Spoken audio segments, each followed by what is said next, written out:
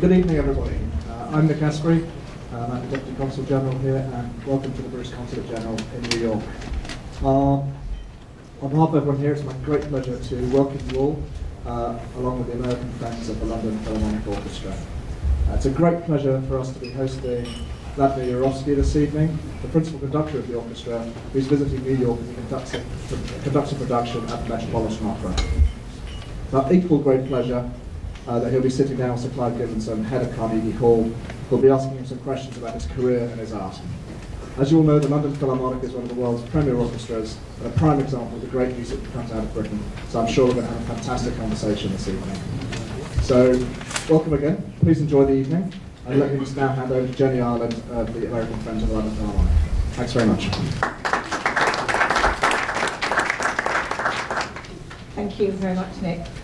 So, good evening, everyone, and I'm the co-chair of the American Friends of the London Philharmonic, along with Woody Kerr, who will talk a bit later.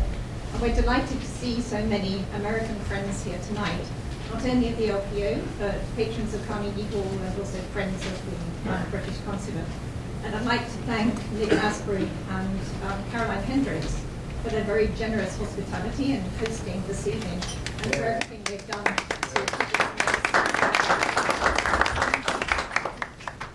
So we're privileged tonight to listen to Vladimir Jurowski in conversation with Sir Clive Gillinson. Mr. Jurowski was born in Moscow and completed the first part of his musical studies at the Music College of the Moscow Conservatory.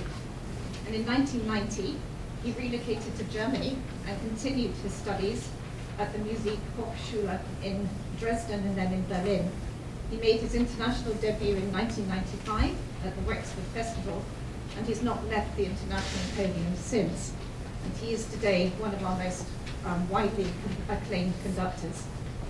He's principal artist of the Orchestra of the Age of Enlightenment, and he's artistic director of the State Academic Symphony Orchestra of Russia. And since 2007, he's been principal conductor of the LPO. And this autumn stepped down after 12 years as music director, after a fantastic 12 years actually, music director for London Festival Opera, which incidentally is also where the LPO is orchestra of residence, and was able to celebrate our 50th anniversary there this year. So his performances, and I quote, are noted for their incisive brilliance, for their precision, their insight, their sensitivity and passion. Under his direction, the LPO has been described as an orchestra on fire. And for some people who I know were here in March, they would have been able to see that for themselves when the LPO played in New York. And more recently, over the last 2 weeks, we've had a gripping account of Die Frau ohne Schatten at the Met. And so if you haven't seen it, you have a week to get tickets, and it's an extraordinary performance. So I was chatting to a member of the LPO when they were here in March and asked him what it was like to play under Vladimir Jurowski. And he replied, well, his movements are very precise and quite small, and you have to watch him very closely. And I think it's that controlled power that you see in a performance, and which makes it such an exhilarating experience. So Sir Clive Gillinson, CBE, started as a cellist himself and was part of the National Youth Orchestra of Great Britain and won the top cello prize at the Royal Academy of Music. He joined the London Symphony Orchestra as a cellist in 1970. He was elected to the self-governing board in 1976 and was asked to be MD in managing director in 1984. And from then he ran it extremely successfully until 2005, when Carnegie Hall invited him to be executive and artistic director.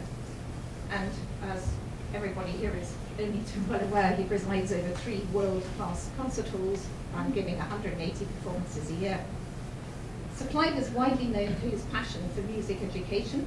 He developed at the LSO their Discovery Music Education program, and at Carnegie Hall he's launched, like he did with the LSO, large-scale festivals with the aim of giving an experience which extends for the audience beyond the concert hall. In 2007, he conceptualized and helped implement the Academy, which is a partnership between Carnegie Hall, the Juilliard School and Weill Music Institute, and together with the New York Department of Education to provide fellowships for outstanding US-based postgraduate musicians.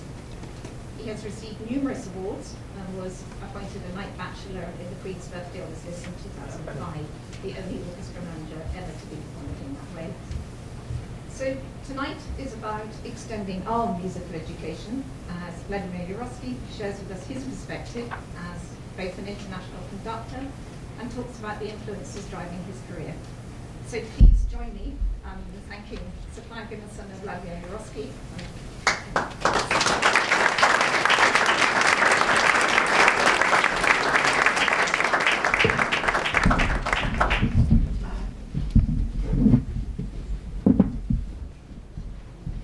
And I want to assure you that's tea, nothing stronger. So it's a great, great pleasure for us to be here. In fact, Jenny has taken about, I'd written all these things down about Vladimir's career, so that's all done. So luckily we've still got plenty to talk about. But it really has been a remarkable career, and I think, you know, just hearing from what Jenny had said, I mean, to be honest, I think any conductor who was twice his age, who had actually achieved all that he's achieved, would feel very happy with their career. So I think it truly is remarkable. The other thing that's interesting, just in terms of London's musical life, as I was managing director of the London Symphony Orchestra for a very long time, and one of the things I was always trying to do was get Vladimir to come and conduct the London Symphony Orchestra. But sadly, the London Philharmonic had him locked up, and so we never worked together. And I just thought, normally, I don't really get to know people in public like this, but you know, this is our first chance to have a real conversation together. So I'm certainly looking forward to hearing everything that he's got to say. And I hope he doesn't catch me out. Now, the first thing I just wanted to ask, because clearly one knows why people become instrumentalists. You know, it's something that you can do with other people, but you know, that you can play by yourself as well. A conductor can do nothing by themselves. So I just really wanted to ask Vladimir why he wanted to become a conductor.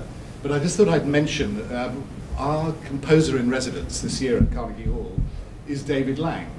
And when I asked him this question at our press conference at the beginning of the season, he said, well, I was a kid, there was no family, no music whatsoever in our family.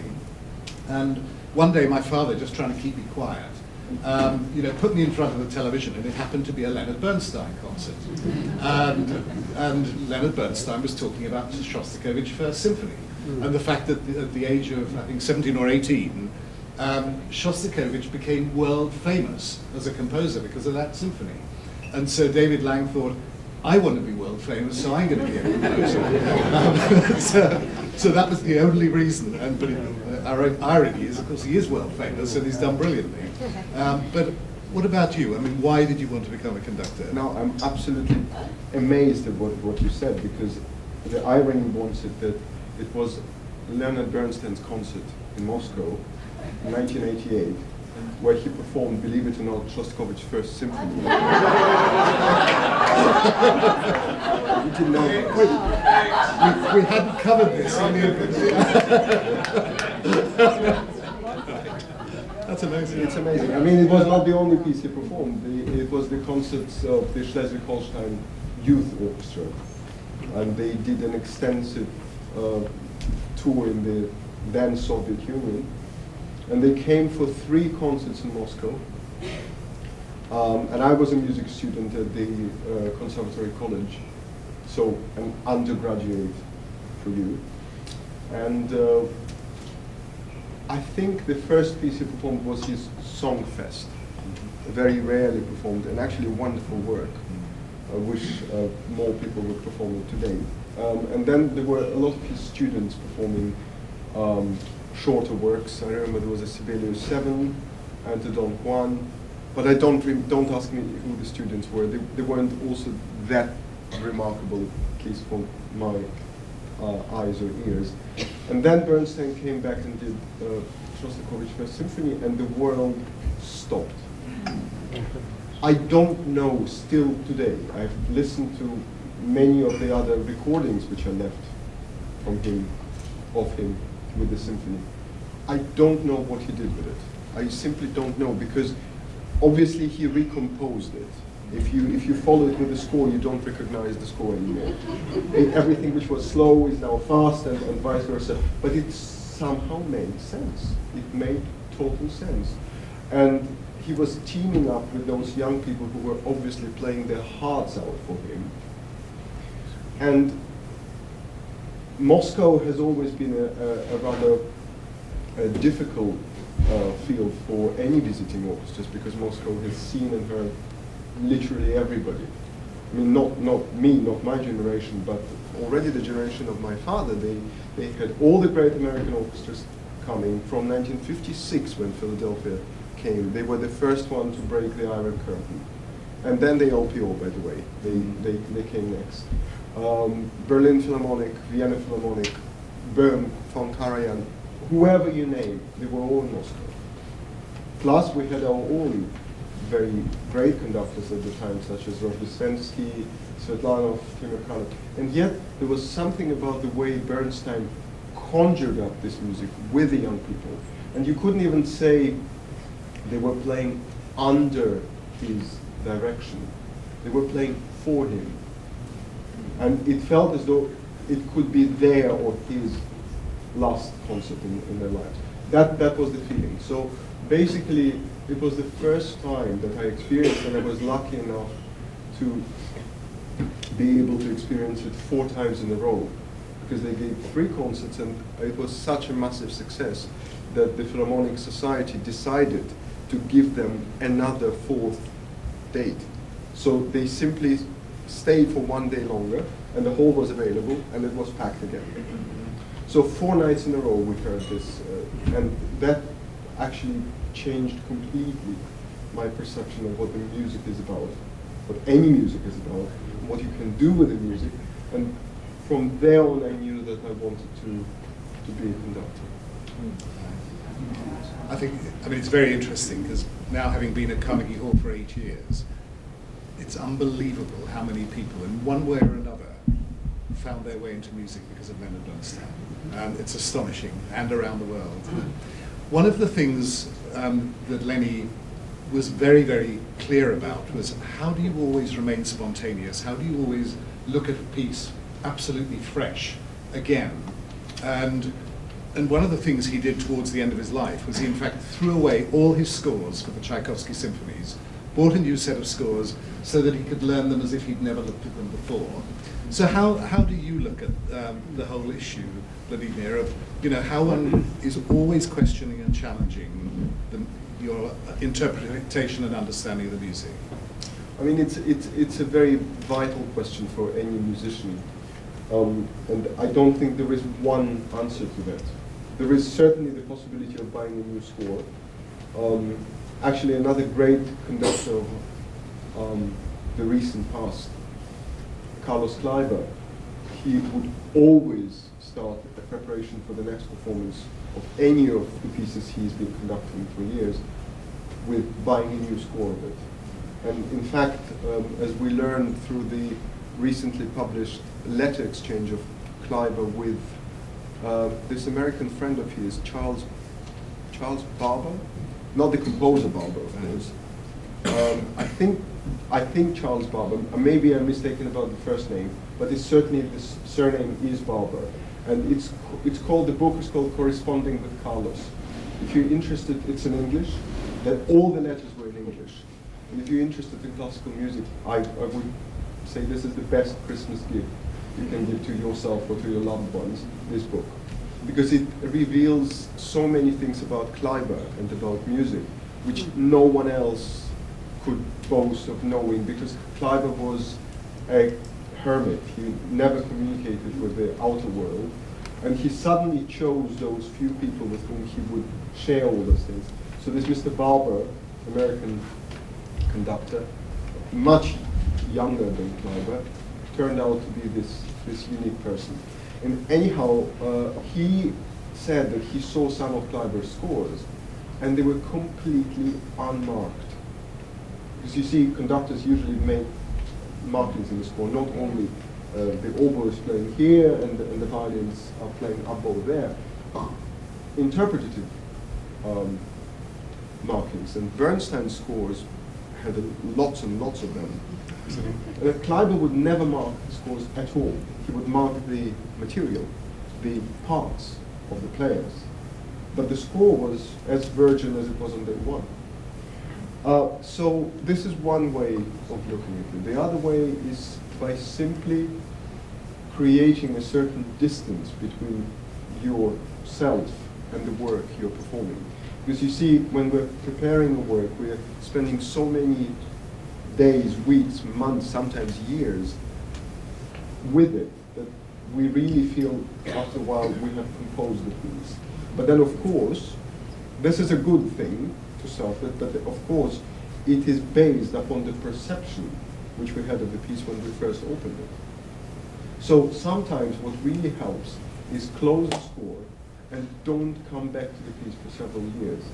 I did it myself with one piece which I have performed almost more than any other piece of the Russian repertoire, and I performed it several times in New York. It's Tchaikovsky's Sixth Symphony. And we had a long tour with the LPO in 2008, where we performed it literally everywhere, I think including Lincoln Center.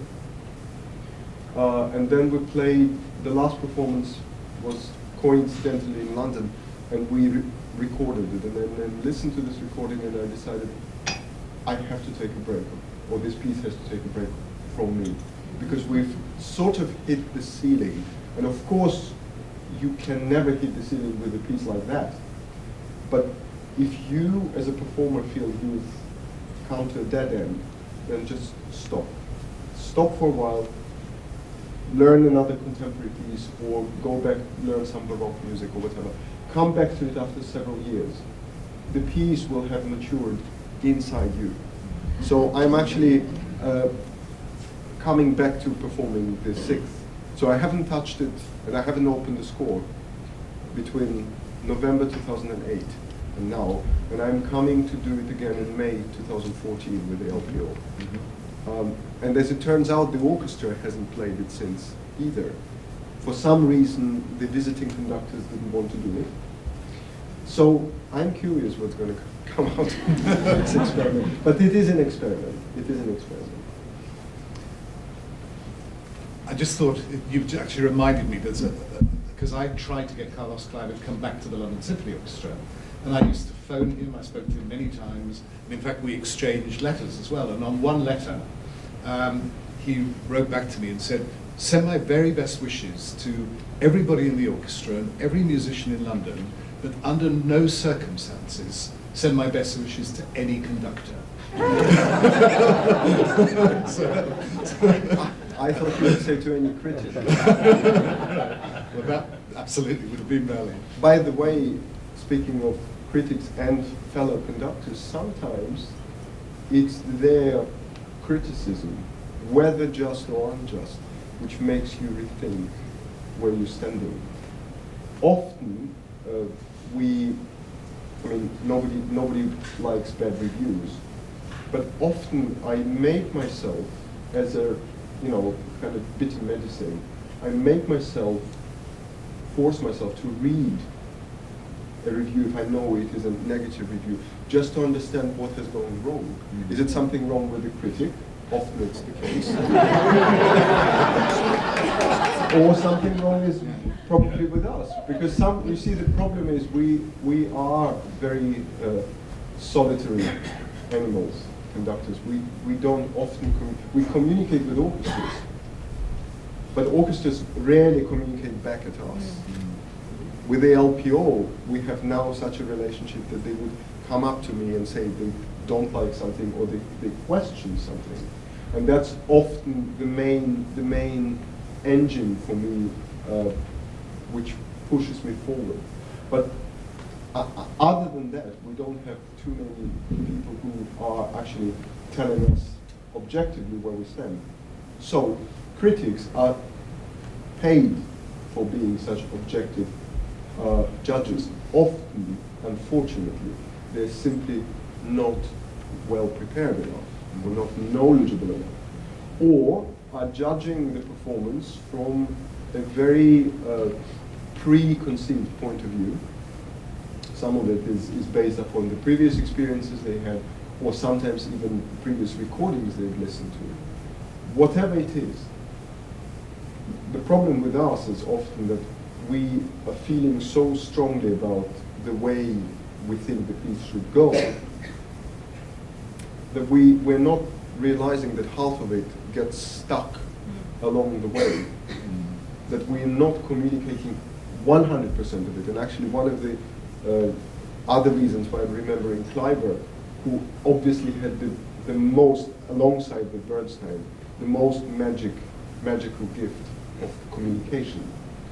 But when he was suffering from depressions, from severe depressions, one of which eventually killed him, as we know. In the darkest moments of his state, he would blame himself of being incapable to communicate what's inside him. And that was the man with the most unbelievable hands on earth. Yeah. So it means whatever the inner image of the music is, that it is within the artist, and whatever is coming out does not necessarily always cohere. And we have to find a way every now and then to relocating ourselves and finding back to our roots and seeing objectively, as from a side, what it actually is that we're producing. I mean, in a way, Vladimir, you've touched on another question I was wanting to ask you, which is, if one's an instrumentalist or a singer, your whole life you're playing with other people, you're needing to work with other people, you all criticize each other. A conductor is the only one who, just in terms of the way the job works, I mean, you say, the LPO now will speak to you about things if they don't agree with something or there's a question. But how do you make sure, because I think all of us, if we're literally on our own, learning things, we get into habits without even being aware of it. And I mean, for instance, I know, I used to go to Michelangelo concerts. He never played with anybody else. He always played by himself. And in fact, a lot of the habits he got in, he could never have played with anybody else because the idiosyncrasies meant that it had moved so far from the score that it was him, but on the other hand, it wouldn't be possible for him to work with anybody else. So how do you look at yourself afresh in that way so that you stop things creeping in that you don't know you're doing? I mean, one thing is one is planning and meaning to do it. Another is there's lots of things that happen that one's not aware of. I think it was Karl Flesch, the great violinist and violin teacher, who wrote in his violin school, which was written in early 1920s, I think, maybe even earlier than that, that the magnetic recording, or electrical recording as he called it, basically any audio recording can be used as a very important study tool, he said. It can be also a hindrance for further development of an artist if people start copying the records. But for an artist himself or herself, re-listening what they've done on tape, as though from a side, divorcing yourself from the physical act of performance, is sometimes, I mean, I hate watching myself on video when I'm conducting, but sometimes, it's very, very necessary, because there you see all the mannerisms. Another way of getting rid of your mannerisms is teaching. Because I found it, I don't teach on a regular basis, but whenever I come across a pupil who wants to know how this or that goes, I am forced by the situation to explain to him or her, to verbalize what it is I'm actually doing. And by teaching, I am teaching myself. I'm correcting myself. And often you also have to show, it's a fantastic video document of Heifetz masterclasses. I don't know if anyone has seen it. It's on video from the 60s when he was teaching in Los Angeles. Yes. So, I mean, it's horrible to watch because he's deconstructing his pupils like that. But apart from that, at the end, as a bonus, he gives them a performance which is a parody of a bad violinist playing Wieniawski or Bietonko. And it is so incredibly funny, and it is so fantastic to see this great, probably the greatest violinist, making all the possible mistakes, but doing it with such subtlety. So it takes a great violinist to make such a horrible parody of it. In other words, in order to be able to distinct from what's mistake and what's correct, technically speaking, you have to be able to reproduce both yourself. So, yeah, teaching is very important. Observing colleagues and sharing. I remember Heiting, who was in town with LSO actually in Paris, doing War Requiem. Don't remember which year it was. Must have been 1999 or 2001, one or the other. But I was at the Bastille conducting Pic Dame, and Heiting was preparing Pic Dame himself then. He was conducting it for the first time at Covent Garden. So he came into our performance, and I knew he was there. And then a week later, or a few days later, I came to see him conduct War Requiem at the Châtelet, which was absolutely a devastating performance it was. And I went backstage to congratulate him. And he recognized me, and the first thing he said, very good Pic Dame the other night. It started from the first bar. And it took me a while to realize what he actually meant. Of course the performance starts with the first bar. He meant that the energy flow was there from the first bar. Usually it takes some time until we're in it, or the audience in it. For him, in that particular performance, it started with bar one, and that was the biggest compliment he could have given me. Well, I was then 27, I think. But yeah, there are various ways, but I think when speaking about how we communicate with the orchestra, it's about how we position ourselves. Because you see, conductor by nature of things is separated from an orchestra by the barricade in front of him, and the barricade is the music stand and the podium. And musicians usually speak of us and him. So we are on this side of the barricades, he's or she is on the other side of the barricades.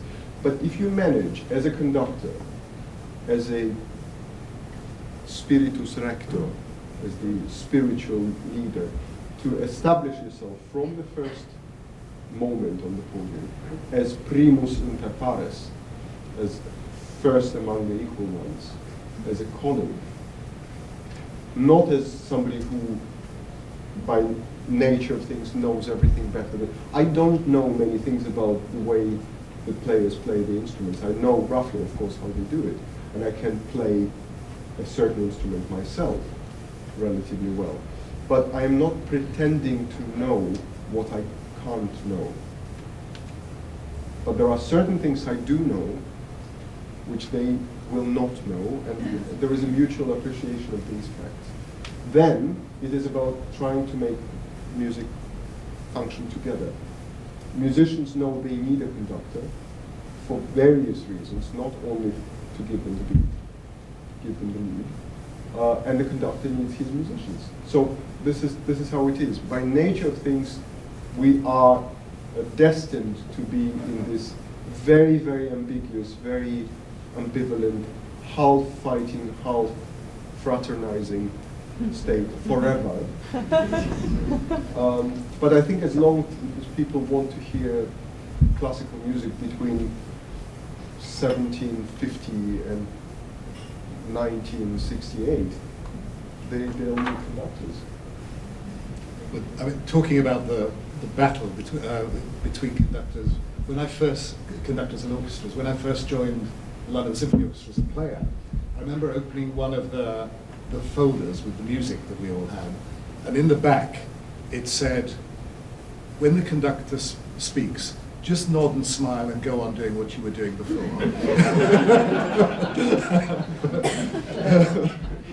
But that's rare. Interestingly, when I was in Dresden preparing my Salome performance with the LPO, and I have a very good relationship with the Dresden Staatskapelle and with their librarians, and the librarians, as you well know, are the main people in the orchestra. They are actually running the orchestra. So they gave me access to the original material of Salome from the premiere. And I opened the folders. Obviously, I was looking for bowings.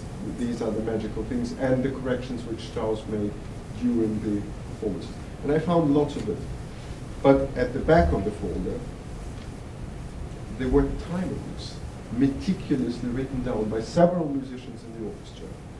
The timings of the performance of a certain piece, say Salome, or it would be Electra or Rosenkavalier, under various conductors.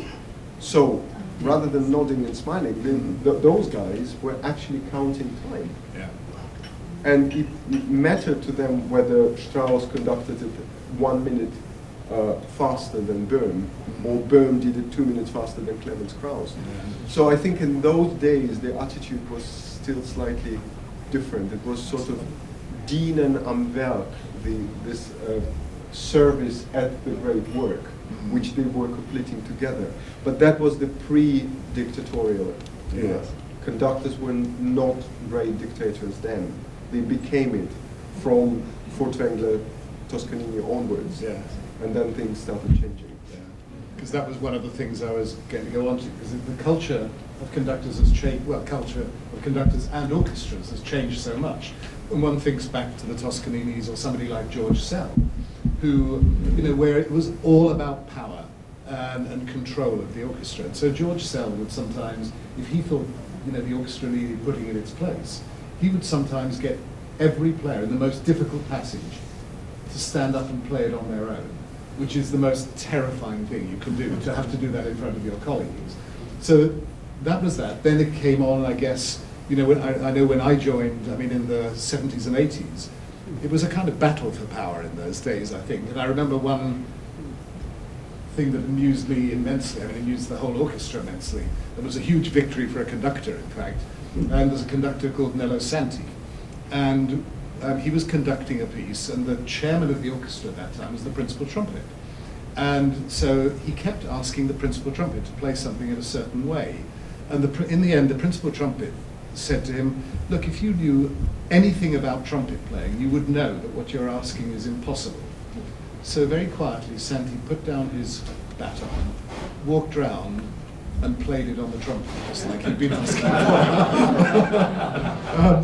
The same story happened with Barshai, yes, when he was conducting in Italian orchestra. Right. But then, of course, they knew he was a viola player. Absolutely. So he must have been waiting all his life for someone to test him on this. Which reminds me of that other story with, what was the name of this great historical principal trumpet in Chicago? Under Reiner, yes. Hirsch something. He's still alive, yes, presumably, but he retired. I still heard him play. I heard him play on the Barenboim Mahler 5 back in 1998, and he was already ancient then. yeah. But when he started as a young man in Chicago Symphony under Fritz Reiner, who was feared almost as much, if not more, than George Sell, they were rehearsing Zarathustra. And in the second half of the piece, there is this fearful leap, octave leap for the trumpet, which everybody's waiting for, pa pa da pa, on the top C. And that was because the guy was young, and that was one of Reiner's usual ways of dealing with new people. He was testing them. So he made him play it about 7 or 8 times in a row. But it wouldn't be him individually. It was much more subtle. He would just repeat the same place for some correction in the oboes, or something went wrong with the violas. And then at one point, the guy was absolutely infallible. He was playing it the same way over and over again. It was not a single split. And Rainer was getting nervous because he obviously wanted him to fail, just to reassure himself this is a human being, this is not some kind of machine. And at one point he said either to violas or to the woodwinds, gentlemen, and in those days they were mostly gentlemen, how many times can we repeat it? He cannot play this over and over again, said Rainer, in a very innocent manner. And then the guy stood up and said, Maestro, I'm booked till 2:30. That's a very different response. But I mean, the interesting thing now is, I mean, the way Vladimir was talking about his relationship with the London Philharmonic is very much how now most conductors work with orchestras. There's very, very few people who try to do the power thing or the dictatorial thing. And so, I mean, do you ever hanker to have been George Sell and had the power, or do you, because in a way you're very lucky, I think, to be living now, aren't you, in terms of how people work together? Well, I'm very lucky because I am by nature completely opposed to the dictatorial thing. So I would have found it much harder to make a successful conductor in those days. But I've been through those early periods when orchestras would test me, and I started very young. I mean, my career is as old as my daughter. She turned 18 2 days ago, and I started my career with Wexford International Festival.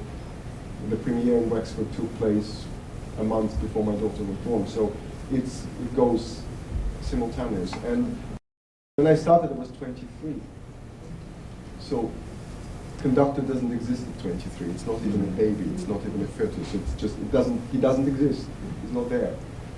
So with German orchestras, and they're again very different from their British or American colleagues, it's quite difficult. It's quite difficult because you see, the difference is in Britain, people are paid by service. They're not paid a salary.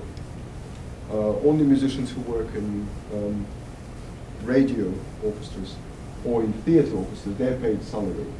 And in America, although everybody's paid salary, time is money and everybody knows it. And you have those strict hours and you've got to come up with some kind of result, because otherwise the economy of the orchestra is not going to work. So the behavior, even if condescending or sometimes negative, would never be as vicious as some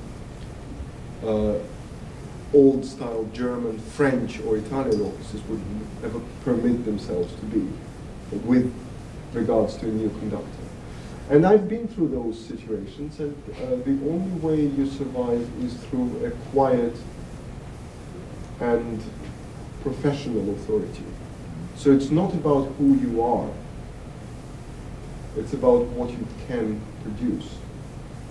And if this person, this orchestra doesn't like your face or the way you speak, fair enough. But if they can put up with what you're showing, and that's something, you know, in every profession there are certain standards which exist, and the general audience cannot easily distinct whether a conductor has got a good technique or not. Even critics cannot. But players can always tell if the conductor is, and even if they hate the conductor in rehearsal, but they can play under him. Sometimes miracles happen in concerts. So often I got the appreciation from an orchestra only after the concert was over. And it was interesting that it took them so long to realize that there was a musician in front of them. But, you know, people get professionally blind. There's this joke is telling about a viola player who, the orchestra goes on tour. It's a very old viola joke. Orchestra goes on tour, and conductor suddenly falls with the stomach flu or something, is delivered into hospital. The orchestra has no conductor, and they have no money to hire anyone. And then the viola player from the last desk volunteers. He gets up, knows all the scores, conducts the tour very successfully. Then the tour is over, and he comes back to his desk, picks up the viola, and his desk partner is asking, "Where have you been hanging out all this time?"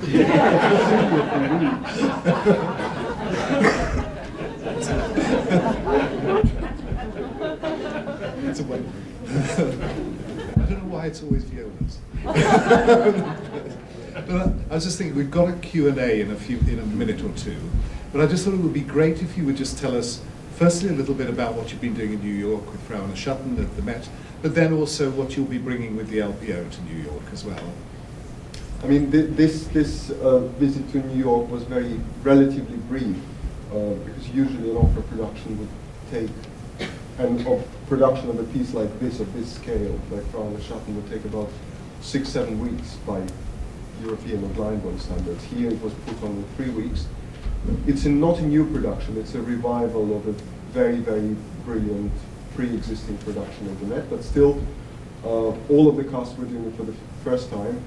As we learned, half the orchestra were doing it for the first time, because the last time they did it was about 8 years ago, and most of those young people who are playing in the orchestra now were still at Juilliard or in Curtis or wherever they were.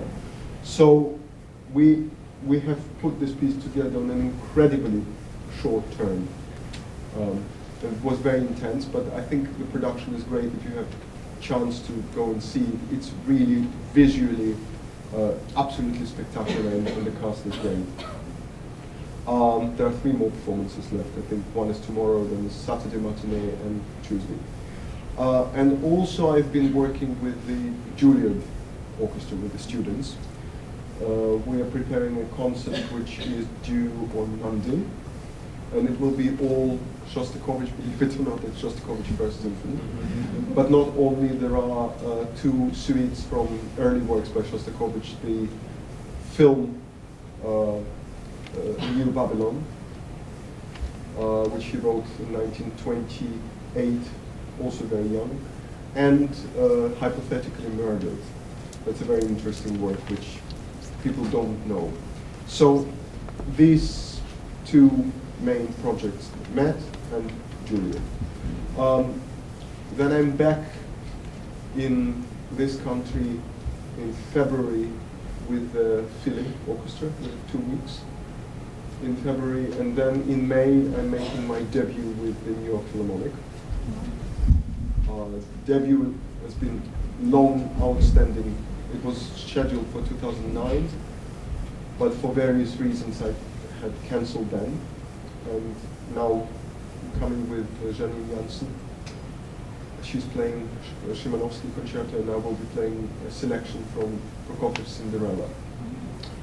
And then I'll also have a week with Cleveland Orchestra in Chicago. In the autumn, in the fall, we are guests at Carnegie Hall, which I'm very, very happy about, and we're doing Shostakovich's 8th Symphony.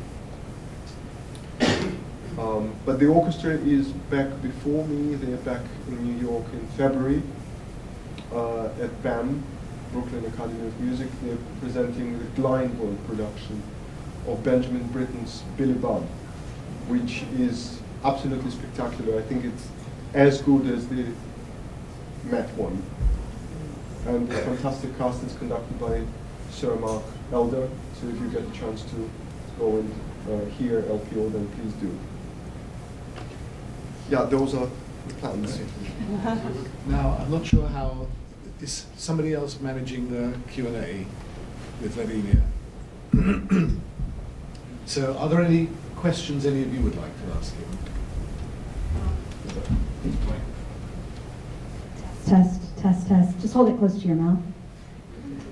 James Levine said that conducting opera helped him or improved his conducting of the orchestra and vice versa. Do you have any partiality to either one, and do you believe that that is the case? Not anymore. I mean, I couldn't live without theater, without music theater, without opera, and equally I cannot imagine my life without orchestral conducting. However, I would not only strengthen what James Levine has said, I would emphasize the fact that from my point of view, the way into conducting for young conductors is solely through opera. To me, a conductor is only any good if he or she can conduct an opera, ideally an operetta, because operetta is harder than opera. And that's the way I started, that's the way my father started, that's the way you get into conducting. Don't know if that answers your question. And Ros, thank you for asking it, because I was going to ask that one if I'd had time, so that wasn't a fix. Good evening. I'm interested in this movement that you described during the course of the conversation between, or from what was dictatorship to democracy. You say Karajan, I watched Karajan rehearse, and he was amazing. But I wonder how, in the democratic context that you referred to, how quickly you can get your flavour to a new orchestra that you're encountering for the first time, and how you pick that up, and if you like, get your personality into it rather than theirs or a melding. If you see what I'm getting to. Is it rather like driving a difference between, say, a Jaguar and a Land Rover? It's a very good question. I'm not sure I've got a ready answer for that, because there aren't any ready answers for that one. It raises the whole very, very grey area of questions around classical music and democratic society. Yeah. Because the classical music as a genre, as an art form, was created in pre-democratic times. And we cannot negate this fact. It started in the feudal times and went through the development of the capitalism, and it flowered again in the times of great dictatorships of the 20th century, but at what cost? That's always the question. Now we're living in a post-industrial society for the last 45 odd years. The question, how much great music have we produced since, is another huge grey area of questions. And I'm not going to go into that. All I'm going to say is the one thing which I learned when I stopped working in Germany, or stopped being mainly a German-based conductor and moved to Britain. As one friend of mine, a British friend of mine has put it, in Britain there aren't any contracts, there aren't any contractual obligations. You don't make contracts with people, you make arrangements with them. And then you are hoping that they will hold on to their word, and most of the time they do. And another thing I'm going to tell you, when I was making my debut at Covent Garden, I was obviously horrified by the whole idea of being there 24 at this great institution. And the first time I appeared in front of the cast, Robin Leggett, a wonderful tenor, very seasoned, experienced tenor of the Opera House, half jokingly said to Tim Alden, who was producing that Nabucco, referring to me, "Oh, Tim, is it one of your new assistants?" But the same Robin Leggett said 2 weeks later when we went into the orchestrals, and he said, I mean, my English was quite good then, but there were certain idiomatic subtleties, which I typically British subtleties, which I couldn't understand.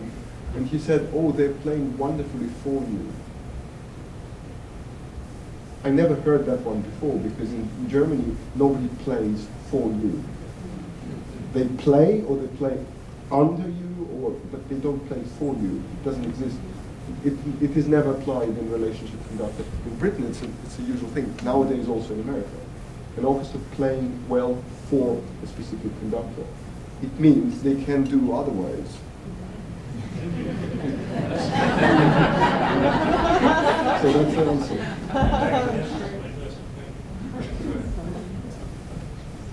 Somebody just.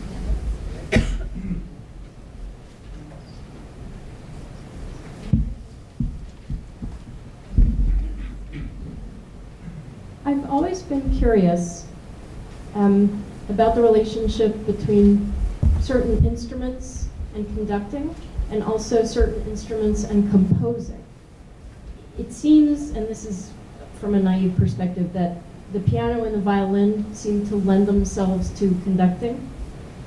But I'm curious on your perspective, are there examples of people coming from very different instruments? And also, what about composing? And if you're inclined to wax eloquent, I'm very, very interested in the issue you just raised about democracy and conditions that enable music to flourish.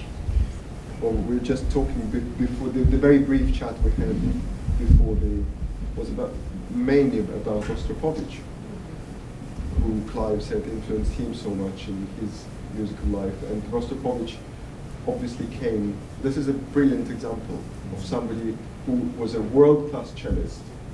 He basically revolutionized the cello playing as it was before him and as it got through him. He played piano on a fantastic level. He accompanied his wife, and he could have made a pianist if he wanted to. And he composed. He studied composition first with Prokofiev, and later he also brought his compositions to Shostakovich. So that was a kind of Renaissance type all-round musicians. They're rare. Most of the time people succeed in one instrument only. Some don't succeed in any. Carlos Kleiber, for instance, was, according to reports of those who knew him, a very discreet pianist. He was a good repetiteur, but his main talent was somewhere else. There were cases with great composers who made great conductors. Wagner, Berlioz, Mahler, let's call those three. Now, Wagner played some piano, but we don't know how well. Berlioz didn't play any instrument besides the guitar. Mahler was a very good pianist, but he never pursued this career. So there are various ways into conducting. There is only one way into composing, that is through a compositional talent. You cannot become a composer if you don't have this specific talent to compose or invent music. But you can become a good conductor through your experience of being an orchestral player or a composer. Britten, for instance, in the first place he was a genius composer, but he was a brilliant pianist and eventually became a very good conductor. Some people would argue that his conducting wasn't as good as his piano playing. I think it was fantastic. And by watching him conduct his own works, or works by Tchaikovsky or Mozart, you learn more about his own music than you learn from his scores. The way he conducted his music, I think, is the only way to do it. But he was the creator and the communicator in one person. Bernstein is another example. So I don't think there is any particular instrument linked to conducting. Probably piano is the closest one. I wouldn't say violin, because you could as well say flute or clarinet or oboe, being the soloistic instruments in the orchestra. The only reason why piano lends itself, because it's multi-voiced. And conductor is the only person in the orchestra who is overlooking the entire procedures. But you see, going on about the whole point which you're obviously interested in, composition and musical performance in the democratic society. Democracy ends for me with the fact that the composer picks up a sheet of paper and single-mindedly, unilaterally decides to put on notes in a certain order. This is the highest anti-democratic crime. And as long as composers keep doing that, they will need someone to help them to realize their vision, to make their vision work. So if you ask me, and I'm aware I'm saying something very, very dangerous, democracy and music are not really compatible. But so isn't dictatorship in music. Because dictatorship is when you don't take human lives or human interests into account.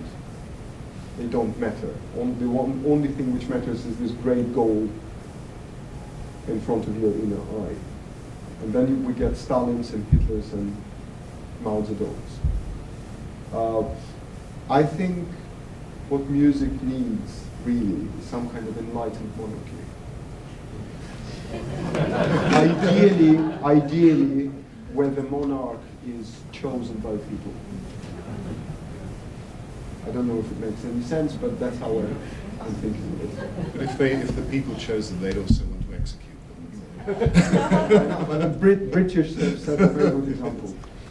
Charles I. I think we've probably run out of time, but Vladimir, I just wanted, from my point of view, just to say it's been really thrilling to get to know you all very, very publicly, and I hope we'll become friends outside the performance space as well. But I think as well, you've given everybody a real feel for why you are such a great artist. And we all look forward to many, many more performances by you here in New York. So I know you're...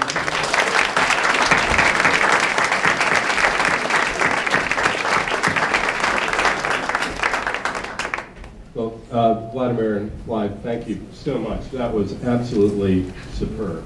And I think you got that from the first bar. I think we could have gone all night. I think people in this room, on behalf of all of us in this room, I'd like to thank both of you because it was absolutely fascinating. Thank you.